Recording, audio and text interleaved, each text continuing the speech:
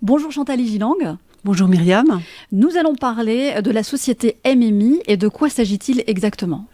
Alors la société MMI, c'est du management médical international. C'est-à-dire qu'il s'agit d'une société de services et de management médical à l'international qui comporte 3 structures. La première structure, c'est Ambassade médicale internationale.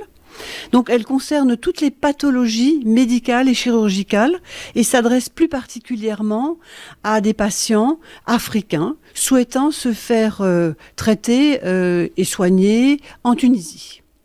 La deuxième est Ambassade esthétique, donc comme son nom l'indique, elle s'adresse à de la chirurgie esthétique pour une clientèle essentiellement européenne, avec des prix plus intéressants et des excellentes qualités. Et enfin, la société Ambassade esthétique Afrique, qui est également de l'esthétique, mais cette fois-ci exclusivement dédiée à la beauté et à la spécificité de la femme africaine et évidemment de l'homme africain aussi. Donc vous êtes à plusieurs à vous occuper de cette société, par exemple votre PDG. Oui, notre PDG. Nous avons la chance d'avoir notre PDG, le docteur Xavier Latouche, qui est lui-même chirurgien plasticien et qui est spécialisé dans la chirurgie réparatrice. Et cela nous a permis de créer justement cette société médicalisée afin de mieux répondre aux demandes qui nous ont été formulées essentiellement par le biais d'Internet. Et je crois que vous avez aussi un directeur médical. Alors nous avons un directeur médical, le docteur Ramsi Sizem, qui est tunisien, qui est chirurgien également, et qui est spécialisé dans la chirurgie viscérale, donc de l'abdomen.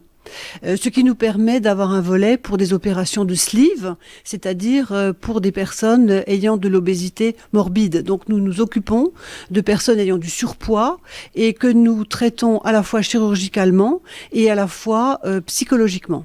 Et en ce qui vous concerne?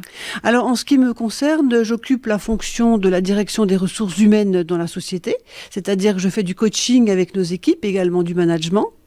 Et je suis psychothérapeute, ce qui me permet également de faire de l'accompagnement pour des patients africains ou européens qui souhaitent cet accompagnement dans une période préopératoire ou post-opératoire.